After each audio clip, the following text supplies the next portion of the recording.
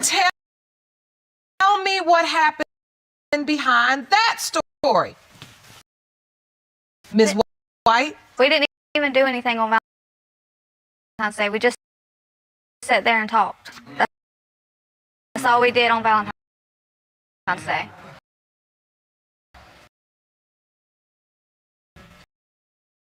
He sends you a picture of his penis and you go over and talk? Yeah. Jerome, they must have changed my name to Boo Boo the Fool down here on this thing. In a courtroom filled with tension, a young woman clutches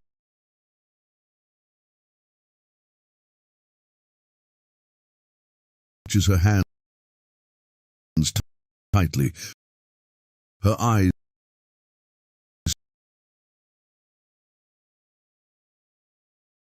trembling with fear. She's here not just to prove a point, but to save her family. Ms. White, you've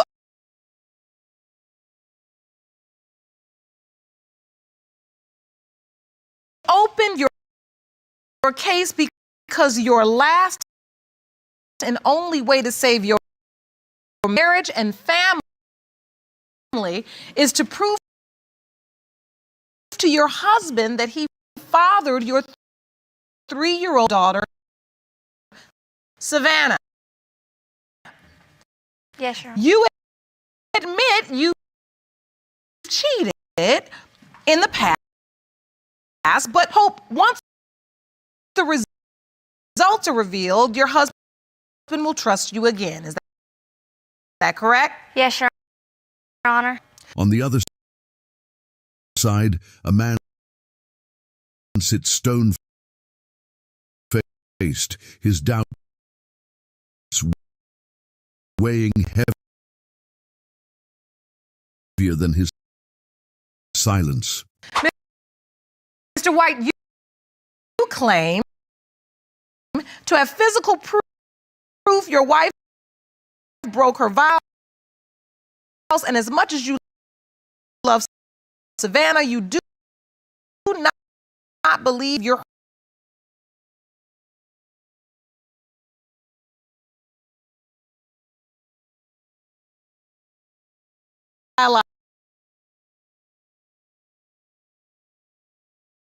biological father and are prepared to divorce your wife when the test proves your case. Is that correct? Yes, Your Honor. This isn't just about a DNA test. It's about broken promises, late night messages, and questions no one wants to answer. Judge Lake, calm yet commanding,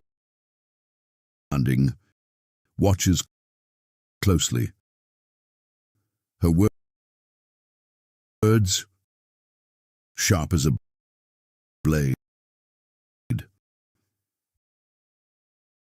You're doing way too much manipulating, she warns, and then a child's voice echoes in the background. Where's Daddy?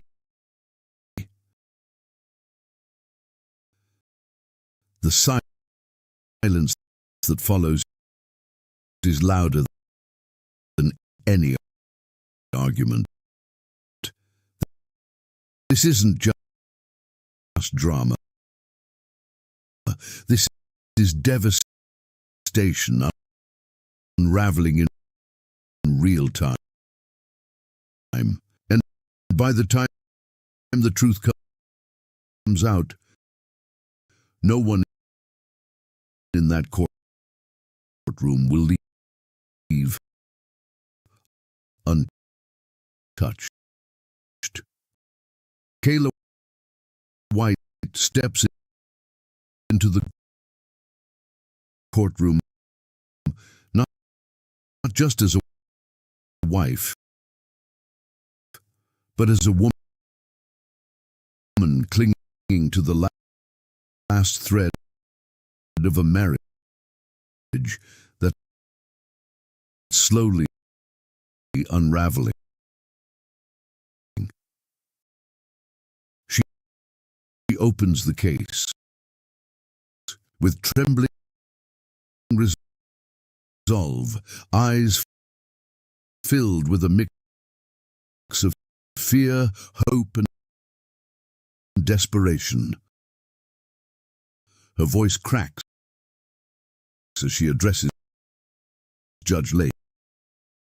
Ms. White, have you been cheating?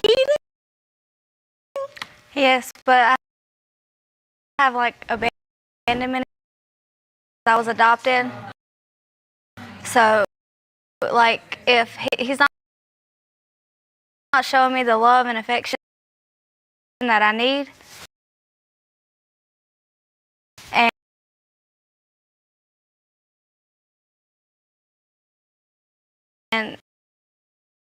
I mean, I'm not trying to like make excuses for myself because I admit what I've done is wrong.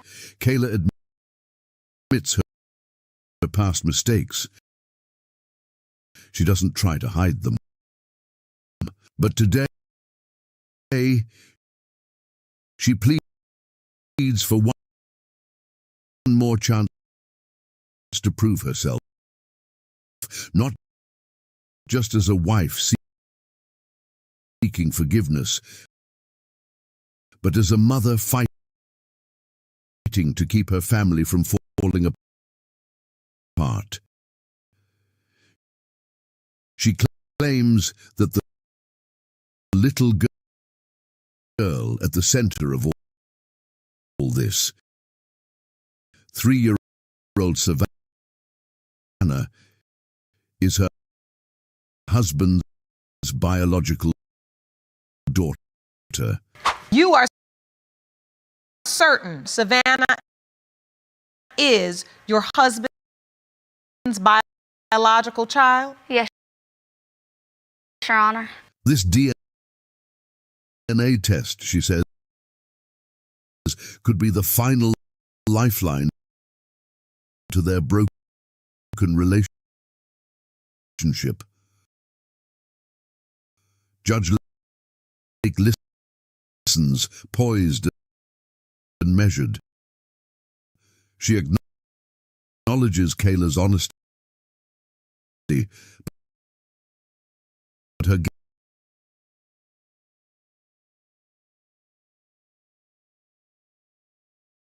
gaze is sharp.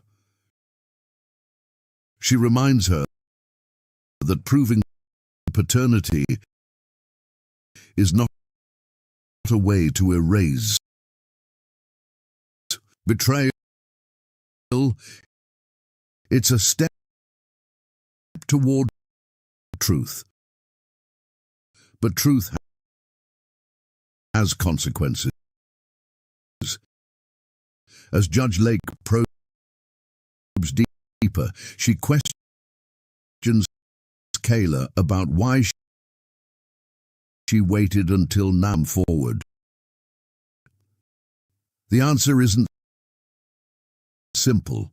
Kayla speaks of their upcoming anniversary, a painful reminder of everything they've lost and everything they still could salvage. She insists she wants to make right before it's late. Across the courtroom, Albert White's face remains still, but his emotions betray him. When asked about his bond with Savannah, his voice grows softer, his composure breaks. He shares how she calls him Daddy, how she wakes up asking for him when she's at her grandmother's house. For 3 years, he has raised this little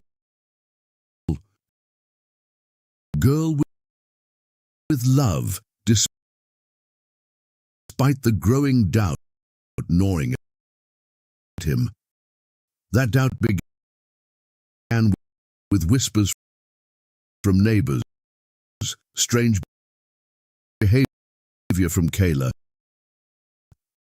and the shocking admission she made when their daughter was just 6 months old, that there was a possibility he wasn't the father. Albert recalls the moment she confessed everything. He didn't scream. He didn't leave. Instead, he stood there, heartbroken but desperate to believe that maybe, just maybe, the child he had loved since birth was his. He describes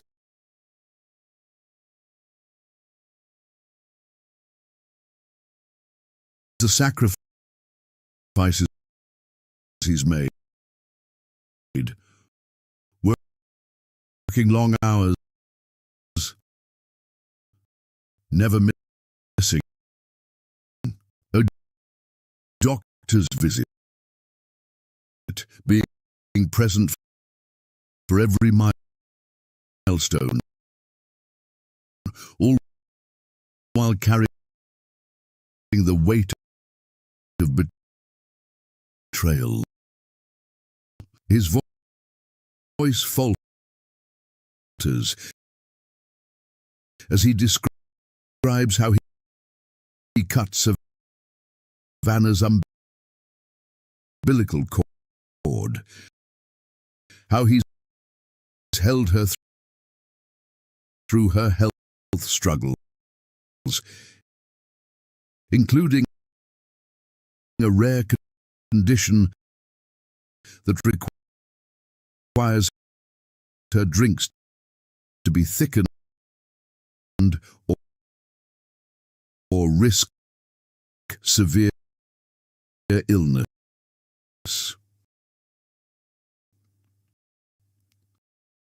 The courtroom is silent. Even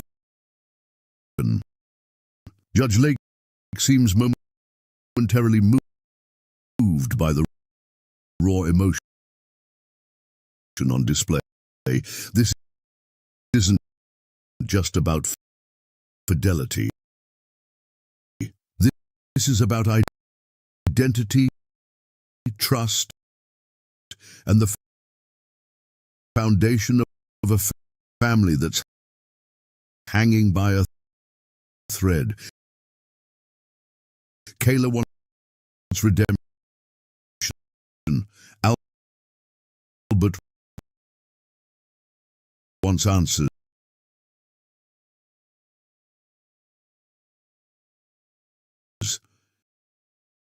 And little Savannah, she just wants her daddy. The stakes couldn't be higher. The atmosphere inside Judge Lake's courtroom grows heavier as Kayla White takes a deep breath and begins a confession that shifts the entire tone of the hearing. She admits to infidelity, and not just at some vague point in the marriage. It happened just 1 week after their wedding. The room stiffens. Albert lowers his gaze, visibly shaken, as if hearing it out loud makes the betrayal more real. Kayla doesn't try to excuse her actions, but she wants to explain them. She begins unraveling the emotional weight she carried into their marriage. Emotional neglect in her childhood, unhealed trauma from previous relationships, and how she longed for validation in a moment of vulnerability. She describes feeling disconnected from Albert during that first week, abandoned emotionally when she needed reassurance the most. That loneliness, she says, led her into the arms of another man, not because she didn't love Albert, but because she didn't feel loved by him. Judge Lake leans forward slightly, her posture firm but not hostile.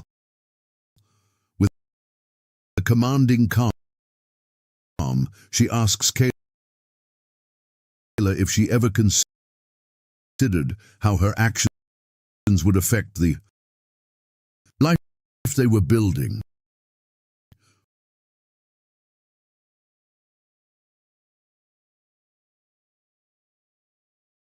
Or the child they would eventually bring into it. Kayla, her voice trembling, says she didn't think about the consequences at the time. She was emotionally broken, and she made a devastating mistake. But she insists she came forward now because Savannah deserves to grow up in truth, not secrets. She doesn't want her daughter to grow up questioning who she is or who truly loved her. Albert's silence breaks when he speaks in a voice filled with restraint and pain. He tells the courtroom that he feels like he's been living a lie. For years, he's poured his heart into raising Savannah. But now, knowing she might not be his, he's haunted by every smile, every bedtime story, every birthday. He declares firmly that he cannot be expected to raise another man's child, especially when it was shattered so early in the relationship. His words are not shouted, but they cut deep, plain, raw, and final. Judge Lake takes in both sides with piercing clarity. Her tone sharpens as she addresses the courtroom, pointing out that marriage is not built on perfection, but when the foundation is cracked so early, it's nearly impossible to rebuild without transparency and accountability. Kayla's confession courageous, but makes it clear that courage doesn't erase damage. It only opens the door for healing if both parties are willing. Her eyes lock on Albert, silently gauging whether forgiveness is still on the table, or if this confession was the final blow. The tension lingers in the air as Judge Lake prepares to move to the next phase, uncovering the truth about Savannah's paternity. Just when the air felt like it couldn't get any thicker, Albert White raised his hand and calmly stated he had more to show. What he brought next detonated every ounce of restraint left in the room. Judge Lake adjusted herself in her chair as Albert pulled out his phone. Evidence, he claimed, that would show the betrayal wasn't a one-time mistake. It was a pattern. He tapped the screen and began reading aloud a series of Valentine's Day messages, not sent to him, but to another man. Your body is naked, wishing you were in the bed. Which bed? Your husband's bed? Yeah.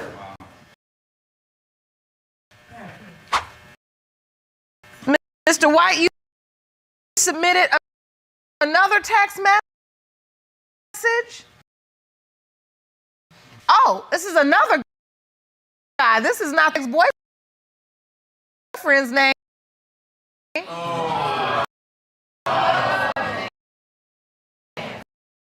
He says, laying here horny.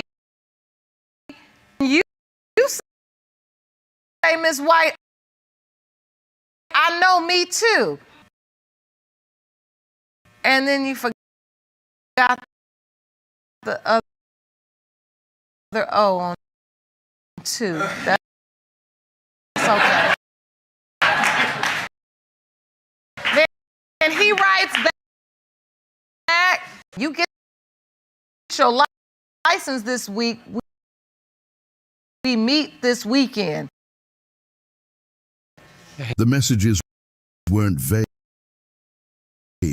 They were graphic, intimate, laced with affection and intent. The kind of messages you only send when you've emotionally left one person and walk straight into someone else's world. As the texts were displayed on the courtroom screen, gasps echoed. These weren't just isolated conversations. There were several threads with different names. It became evident that multiple men were involved during the course of the relationship. Some interactions happening dangerously close to Savannah's birth. Along with the messages came photos, selfies taken in secrecy, sent late at night, showing Kayla in compromising positions. Images that suggested the affair had been ongoing, calculated, and hidden under a mask of normalcy. Mr. White, please tell me that this is the only evidence you have. You just have these text messages? No, I have pictures of her sexting people. Pictures? I'm afraid to look. Jerome, it's Happy Valentine's Day. How did you find out about this, Mr. White? When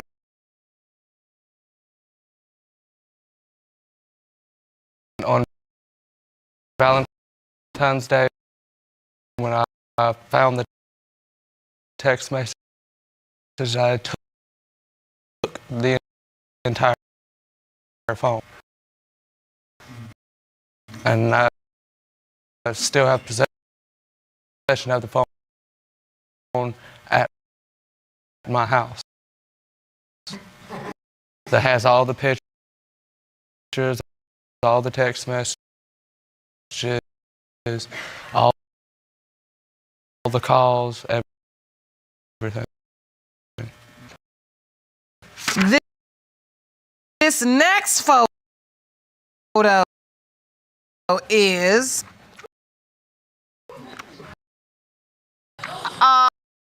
a picture we can't even show. A male body part. And I assume, Mr. White, since you handed this up to the court, this is not your body part. No. This is what you found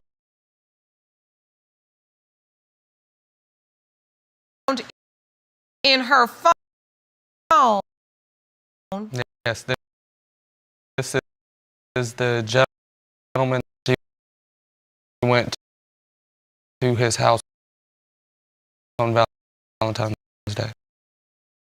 Judge Lake's eyes narrowed as she tried to grasp the extent of the deception. Before she could speak, Albert scrolled to another message, one that silenced even the gallery. It was a screenshot of a threat. Kayla had allegedly messaged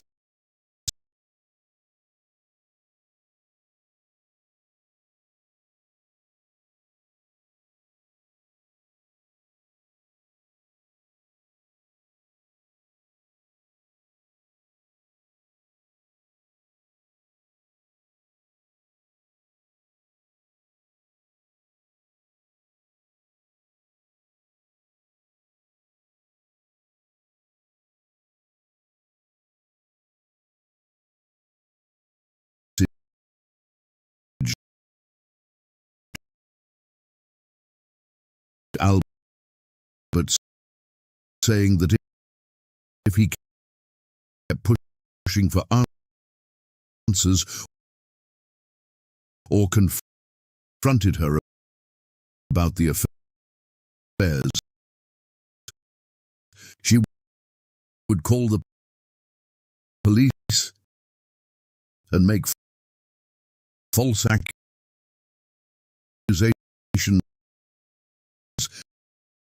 to get him out of the picture permanently.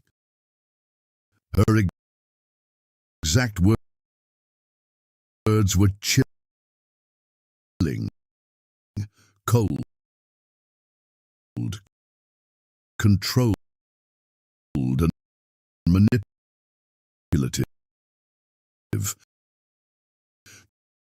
Judge Lake didn't hold back. She leaned in, looking directly at Kayla with fire in her eyes and disbelief in her voice. They must have changed my name to Boo Boo the Fool, she said, delivering the line with a tone that sent ripples through the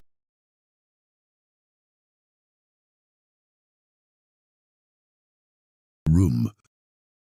Her expression tightened with every new revelation, her patience clearly wearing thin. She demanded to know whether Kayla ever considered the long-term consequences of this emotional warfare, not just for Albert, but for Savannah, who stood to lose the only father she'd ever known.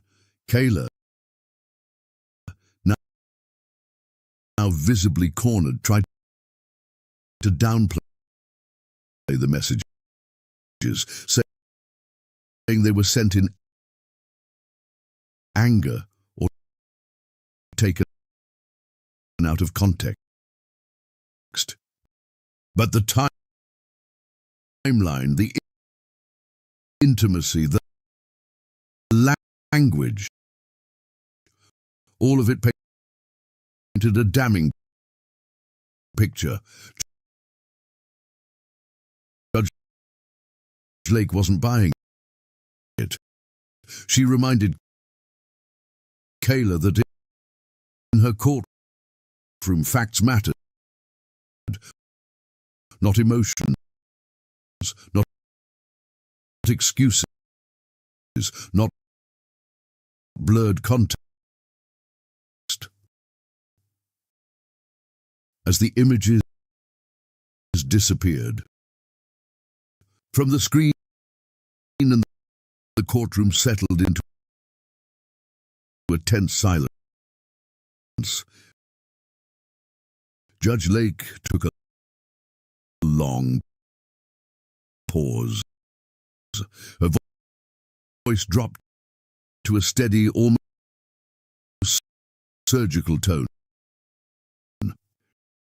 She declared that with this level of deception, the paternity results wouldn't just determine the biology, they would determine the future of a family already hanging by a thread.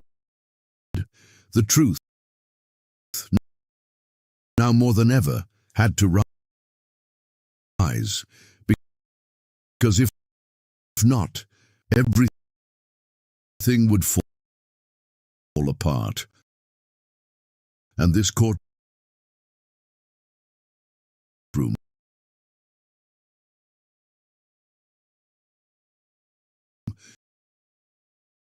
it wasn't built for games. It was built for answers. As the courtroom regained a fragile calm, Judge Lake gently turned her attention to Mr. White.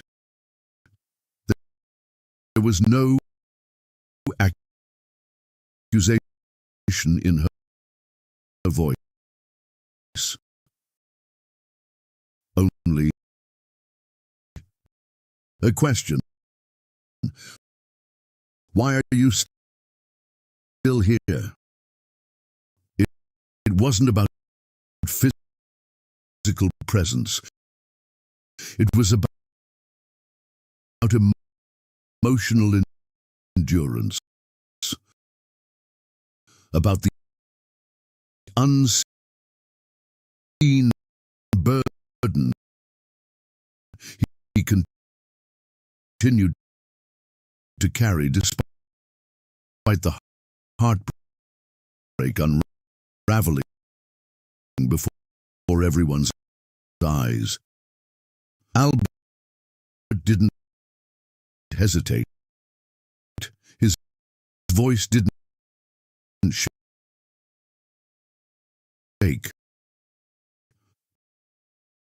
but it was heavy, soaked in the kind of sadness that doesn't erupt.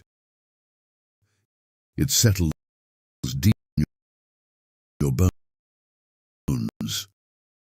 He spoke of Savannah, a little girl who, biologically or not, called him Daddy every single morning. He described how he was the one who stayed up through nights when he had trouble breathing. How she had developed a chronic respiratory condition that needed constant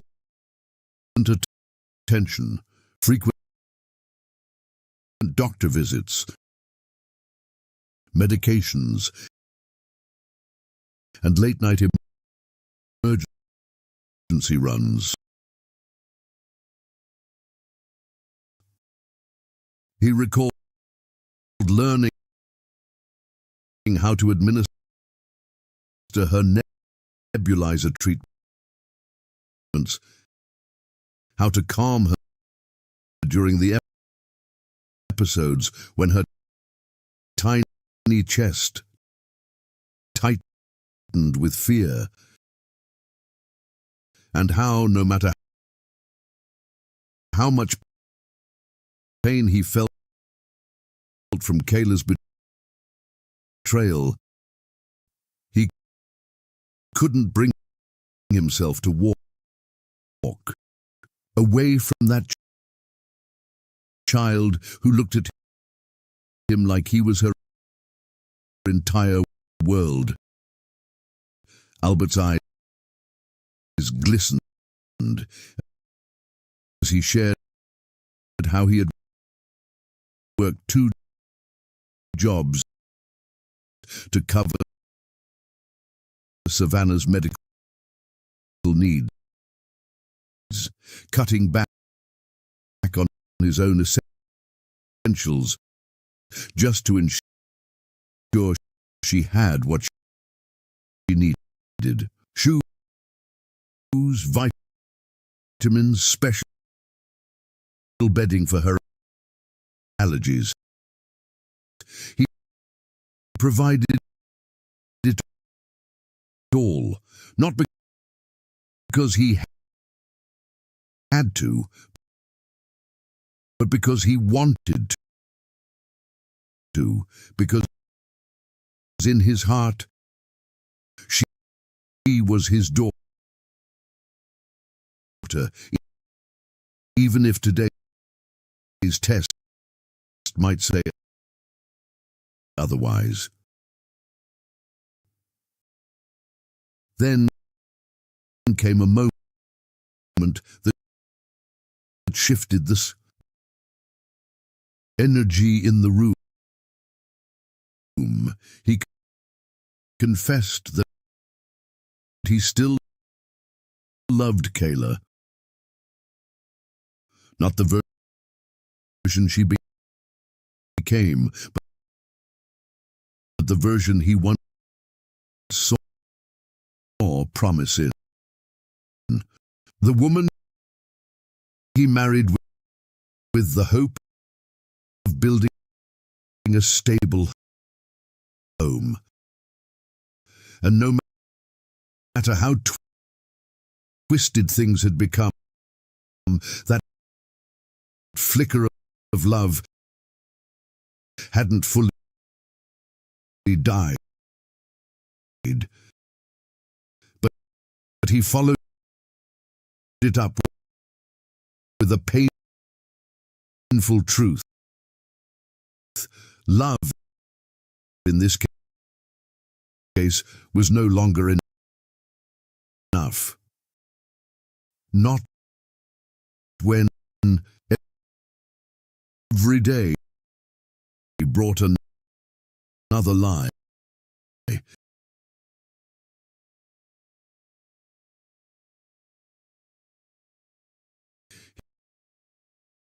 admitted that he felt trapped, emotionally shackled by love for the children and by guilt, shame, and the weight of hold a family together with tape and silence.